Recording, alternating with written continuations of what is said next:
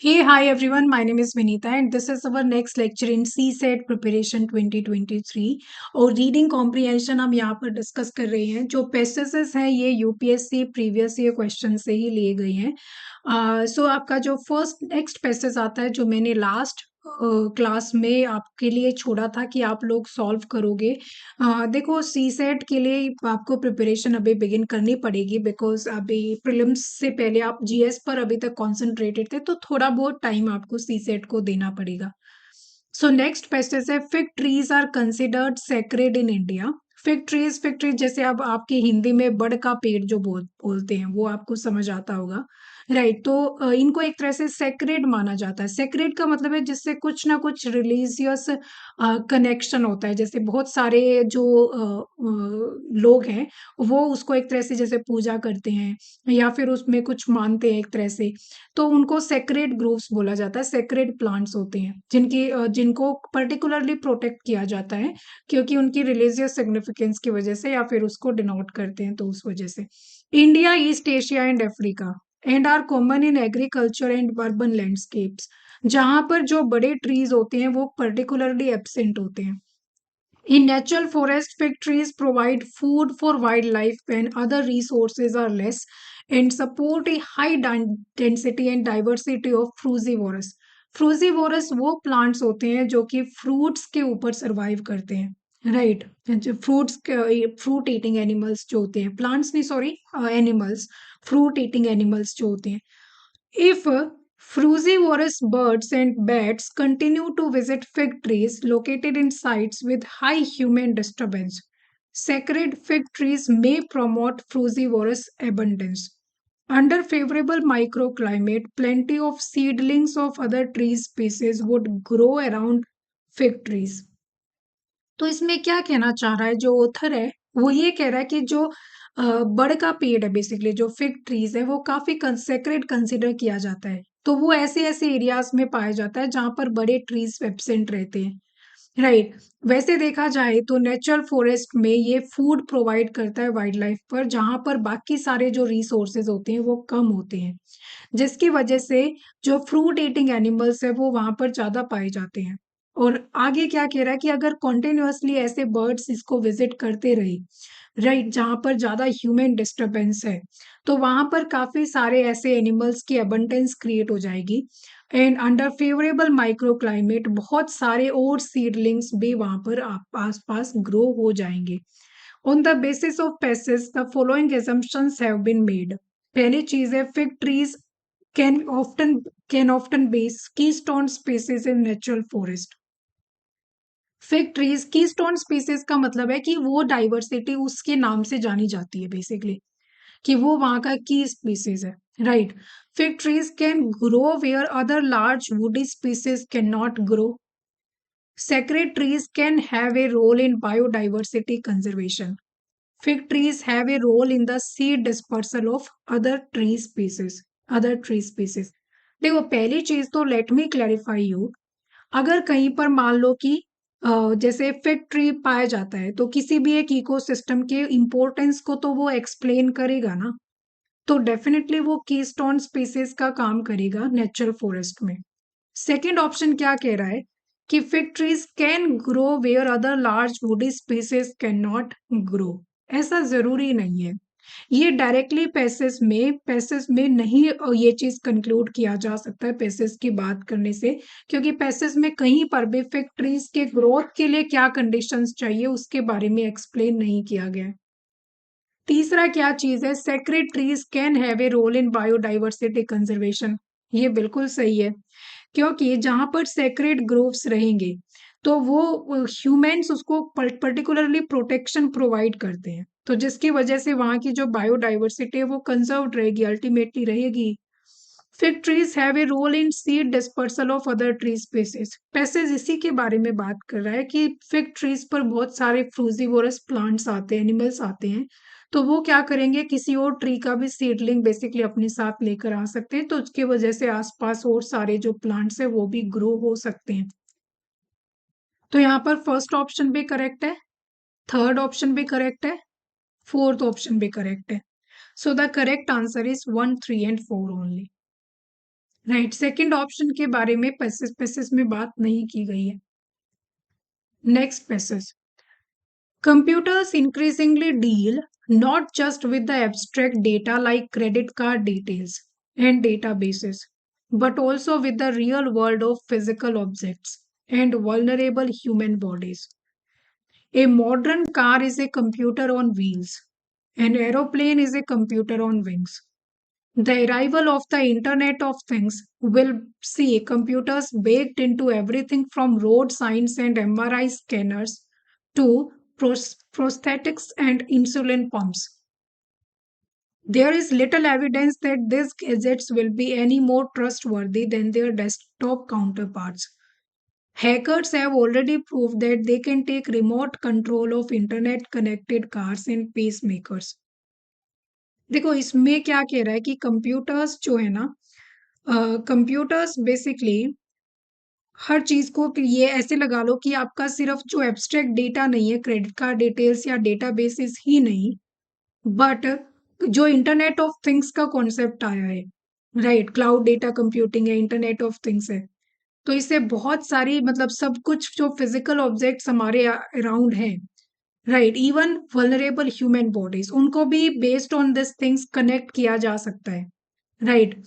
तो इस पूरे पैसेज से ये चीज कंक्लूड होती है कि अगर मतलब बहुत ज्यादा इस चीज पर डिपेंडेंसी हमारी रहती है, मतलब कंप्यूटर्स एंड ऑल, तो वो एक तरह से हमारी प्राइवेसी को थ्रेटन कर सकता है, राइट। जो भी इंटरनेट कनेक्टेड चीजें हैं उनको हैक किया जा सकता है और उनका कंट्रोल लिया जा सकता है, राइट। तो इसका मतलब है वो कहीं ना कहीं अनसेफ है उनके ऊपर रिलाई करना, क्योंकि जो इंटरनेट ऑफ थिंग्स का कॉन्सेप्ट है उसमें फिजिकल चीजों को कनेक्ट किया, फिजिकल चीजों को बेसिकली कि एक डेटा में स्टोर करना, एक तरह से क्लाउड कंप्यूटिंग का जो कॉन्सेप्ट है, तो उसमें उसकी वजह से वो चीज एक तरह से हैक की जा सकती है या फिर कंट्रोल की जा सकती है। तो जहां तक इस पैसेज में बात की गई है, लिमिटेड लिमिटेड इंफॉर्मेशन इसमें गिवन है, राइट, लिमिटेड चीजों के बारे में बात की गई है, बट ये सर्टेनली पता चल रहा है कि जो ऑथर है वो एक कंसर्न शो कर रहा है कि सिर्फ और सिर्फ डेटा ही हमारा उस पर नहीं है, थ्रेट पर है,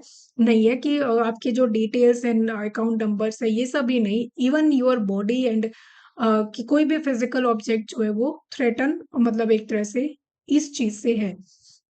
अब यहाँ पर क्या कह रहा है कि which of the following statements best reflects the most critical inference that can be made from the passage given above. Computers are not completely safe.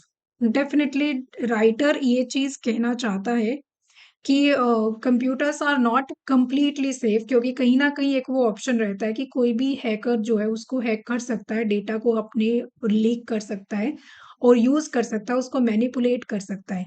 Companies producing the software do not take cyber security seriously. Cyber security के बारे में कोई बात नहीं की गई है, तो we can not consider it as an inference. Stringent data security laws are needed. देखो वो क्या कहना क्या चाह रहा है कि सिर्फ डेटा ही हमारा स्टेक पर नहीं है, तो इसका मतलब है स्ट्रिंजेंट डेटा सिक्योरिटी लॉज की बात वो नहीं कर रहा है, ना ही वो पैसेज में डायरेक्टली मेंशन कर रहा है कि वो हमारा फाइनल टारगेट एक तरह से नहीं है, कि डेटा सिक्योरिटी से ही काम नहीं चलेगा। The present trend of communication technology will affect our life in the future. Future के बारे में बात नहीं की गई है, देखो। और ये बेसिकली पैसेज कम्युनिकेशन टेक्नोलॉजी के बारे में बात नहीं करता है, ये पैसेज बात कर रहा है कंप्यूटर्स के बारे में ज्यादातर, राइट। तो इसका ऑप्शन जो सबसे सही ऑप्शन है वो ऑप्शन नंबर ए है, computers are not completely safe. इसमें कोशिश करना, जैसे कोई अगर वैसा ट्रिकी सा पैसेज आ गया ना, तो उसमें ऑप्शंस को एलिमिनेट कर दो, जैसे कीवर्ड से आप एलिमिनेट कर सकते हो। साइबर सिक्योरिटी नहीं, डेटा सिक्योरिटी क्यों बात करेगा, डेटा सिक्योरिटी की कर ही नहीं रहा। Communication technology totally eliminated. तो यहाँ पर फर्स्ट ऑप्शन ही सही है, computers are not completely safe. Next passage, next passage है आपका, political theorist no doubt have to take history of injustice, for example untouchability, seriously. The concept of historical injustice takes note of a variety of historical wrongs that continue into the present in some form or the other and tend to resist repair. Two reasons might account for resistance to repair. One, Not only are the roots of injustice buried deep down in history, injustice itself constitutes economic structure of exploitation, ideologies of discrimination, and modes of representation. Two, the category of historical injustice generally extends across a number of wrongs, such as economic deprivation, social discrimination, and lack of recognition. This category is complex not only because of the overlap between a number of wrongs, but because one or the other wrong, generally discrimination, tends to acquire partial autonomy from others. This is borne out by the history of repair in India. देखो क्या कहना चाह रहा है इसमें उत्तर कि political theories no doubt have to take history, जैसे मतलब हिस्टोरिकल इनजस्टिस का मतलब है पहले जो इनजस्टिस हुए हैं वो किसी भी टाइप का इनजस्टिस हो सकता है, अनटचेबिलिटी है, डिस्क्रिमिनेशन है, सोशल रिलीजियस डिस्क्रिमिनेशन है, इनइक्वालिटी, ये सब इनको इनको राइटर नाम दे रहा है हिस्टोरिकल रॉन्ग्स। तो वो अभी तक भी प्रेजेंट में भी किसी ना किसी फॉर्म में कंटिन्यू हो रही है, टेन टू रजिस्ट रिपेयर। और ये इस रेजिस्टेंस के वो कह रहा है दो कारण है। पहला कारण ये है कि पहली चीज तो इनकी जो रूट्स है ना वो एक तरह से डीप बरीड है इन द हिस्ट्री, राइट, कि इनका जो मेन कोज है ना, ग्राउंड कोज है, उसके ऊपर कोई काम नहीं कर रहा है।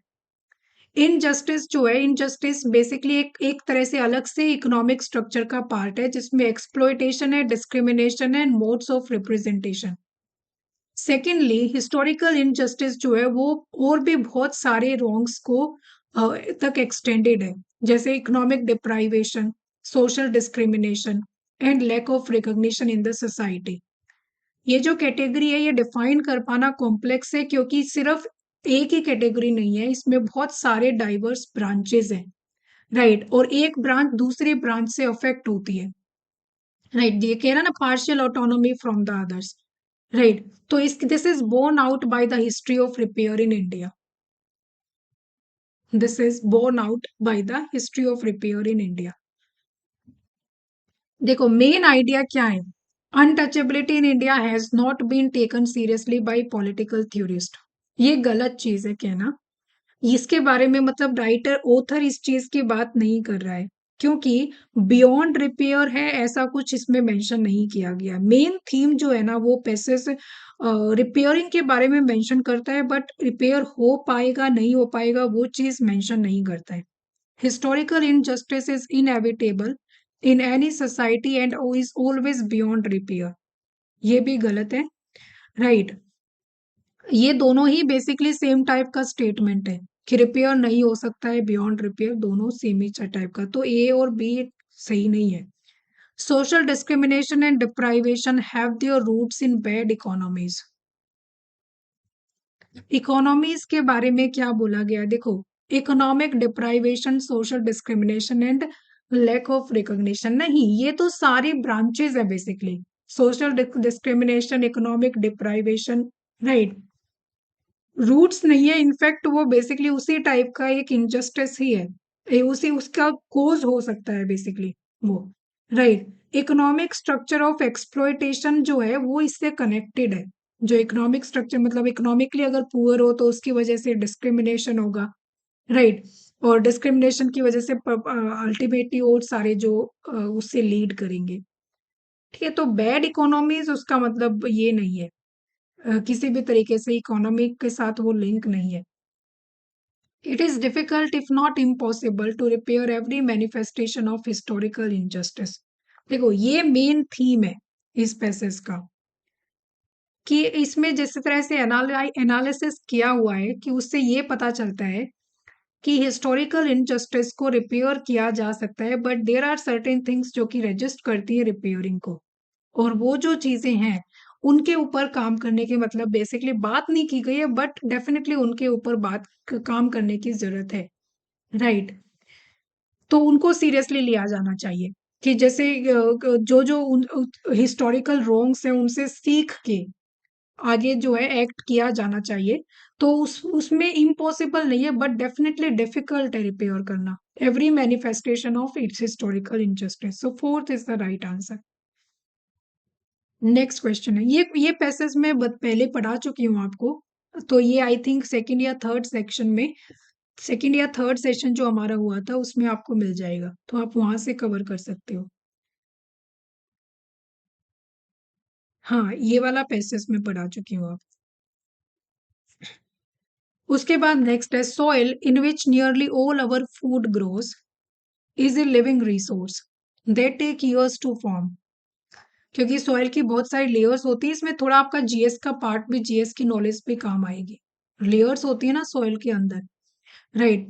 तो उनको उगने में, उनको एक तरह से ग्रो होने में बहुत साल लग जाते हैं, yet it can vanish in minutes, water के थ्रू या फिर एयर के थ्रू।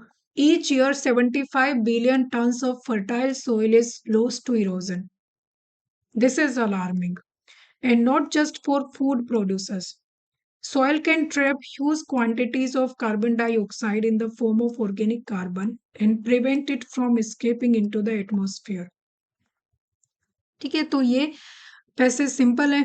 इसमें सॉइल की बात की जा रही है बेसिकली, कि सॉइल को ग्रो करने में बहुत साल लग जाते हैं, बट अगर वाटर इरोजन है या एयरबोर्न इरोजन है तो उसकी वजह से सॉइल मिनट्स में एक तरह से वेनिश हो सकती है। एक तो जो सबसे टॉप लेयर होती है वो फर्टाइल होती है सॉइल की, तो अगर वही इरोड हो गई तो डेफिनेटली जो फूड प्रोड्यूसर्स है उनके लिए ये एक तरह से बहुत ही अलार्मिंग सिचुएशन होगी, बहुत ही डिजास्टर्स सिचुएशन है। बट उसके अलावा एक और यूजेज होता है, आपने पढ़ा भी होगा कि सोयल ऑर्गेनिक कार्बन की फॉर्म में कार्बन डाइऑक्साइड ट्रैप करती है, huge quantity of carbon dioxide. वही कार्बन डाइऑक्साइड एक तरह से ग्रीन हाउस गैस भी है, जो कि पॉल्यूशन कॉज करती है, राइट। अगर इन्वायरमेंट में स्केप हो जाए तो डेफिनेटली सोयल एक तरह से उसका काम करती है ना, ग्रीन हाउस ट्रैप का काम करती है, राइट। तो इस तरह से, इस वजह से सोयल को ये कंजर्व करने की, मतलब उसके उसके बारे में बात इसमें की गई है सिंपली। तो following assumptions have been made. Large scale soil erosion is a major reason for widespread food security in the world. देखो ऐसा ही कुछ मिलेगा, food insecurity in the world. Food insecurity हो सकता है ऐसा कि सॉइल अगर इरोड होती है ज्यादा से ज्यादा तो उसमें डेफिनेटली फूड जो है वो कम ग्रो करेगा, तो इस तरह से। बट उसके बारे में पैसेज बात नहीं कर रहा है, क्लियर है। लॉस ऑफ सॉइल, जो टॉप सॉइल होती है जो कि फर्टाइल होती है, उसमें बहुत सारे न्यूट्रिएंट्स होते हैं, राइट। तो डेफिनेटली वो क्रॉप प्रोडक्शन को इनहांस करती है, क्रॉप प्रोडक्शन के लिए रिस्पॉन्सिबल होती है, राइट। तो ये लीड कर सकती है कि फूड इनसिक्योरिटी हो जाए, बट वाइड स्प्रेड नहीं है वो। वाइड स्प्रेड कहना बहुत ज्यादा गलत है इसमें। Soil erosion is mainly anthropogenic. अब इसमें कोजेस की बात नहीं की गई है, ये ट्रू हो सकता है, राइट। बिकॉज यहाँ पर बहुत सारे, वैसे तो मेनली नहीं बोल सकते हैं, विंड इरोजन भी तो होता है ना, विंड इरोजन है, वाटर इरोजन है, एयरबोर्न इरोजन है। सो एंथ्रोपोजेनिक फैक्टर्स रिस्पॉन्सिबल होते हैं, बट बहुत सारे नेचुरल फैक्टर्स भी रिस्पॉन्सिबल होते हैं सॉइल इरोजन के लिए, और उसके बारे में पैसेज बात नहीं कर रहा है। Sustainable management of soils helps in combating climate change. Now this is a right option. Passage में बात की गई है कि soil has the quality of trapping carbon dioxide as in the form of organic carbon, which will ultimately lead to the climate change, right? Climate change को reverse करने में जो कि हेल्प करेगी। अदरवाइज जो एक्सेस कार्बन है वो atmosphere में रिलीज हो जाएगी, जिसकी वजह से ग्लोबल वार्मिंग हो सकती है, राइट। तो क्लाइमेट चेंज को कम्बैट करने में सॉइल जो है वो हेल्प करती है, sustainable management of soil necessary है उसके लिए। सो 3 only is the right answer. Next passage. Inequality is visible even in measurable, even statistically measurable in many instances, but the economic power that drives it is invisible and not measurable, like the force of gravity, the power of organizing principles of inequality, be it of income, wealth, gender, race, religion, or reason. Its effects are seen in a pervasive manner in all spheres, but the ways in which economic power pulls and tilts visible economic variables remain invisibly obscure. देखो ये क्या कह रहा है कि जो inequality exist करती है सोसाइटी में, उसके बहुत सारे रीजंस पहली बात तो हो सकते हैं कि इनइक्वालिटी विजिबल तो है, किसी भी टाइप की हो, इनकम इनइक्वालिटी है, जेंडर इनइक्वालिटी है, रेसिज्म है, या फिर रिलीजियस इनइक्वालिटी है, और स्टैटिस्टिकली भी मेजरेबल है कि इतनी एग्जिस्ट करती है। बट इकोनॉमिक पावर उसका एक फैक्टर है, मतलब उसका एक रीजन है इकोनॉमिक पावर, जो कि जिसकी वजह से इनइक्वालिटी कोज होती है, वो इनविजिबल है और उसको मेजर नहीं किया जा सकता। राइट। आगे ये क्या कह रहा है नीचे कि but the ways in which economic power pulls and tilts visible economic variables remain invisibly obscure. तो बेसिकली मतलब इसके जो इफेक्ट्स है ना, वो हर स्फीयर में देखने को मिल सकते हैं, बट वो किस तरह से इकोनॉमिक वेरिएबल्स को अफेक्ट करती है वो चीज एनालाइज कर पाना मुश्किल है। राइट, किस तरह से वो रिस्पॉन्सिबल है, किस तरह से अफेक्ट करती है, वो एनालाइज कर पाना मुश्किल है। अब on the following basis of above passage following assumptions have been made.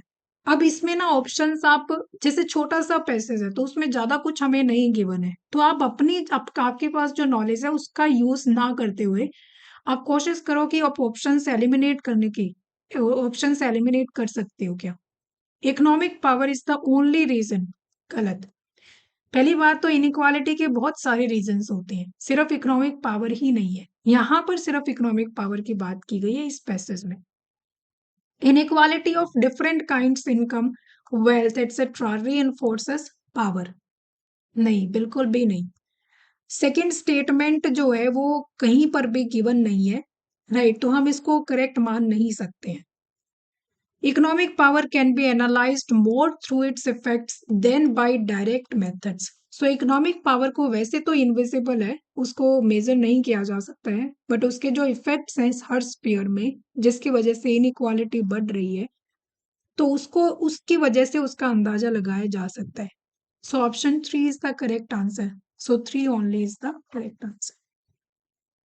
Good. तो आप ऑप्शंस को एलिमिनेट करने की कोशिश करो कि क्या चीज पैसेज में गिवन है, क्या चीज एजम्पशन एज्यूम की गई है। Right. So this is it. ये वाला पैसेज आप आंसर करना थोड़ा पोज करो, इसको पढ़ो और इसके बेसिस पर आंसर करने की कोशिश करो।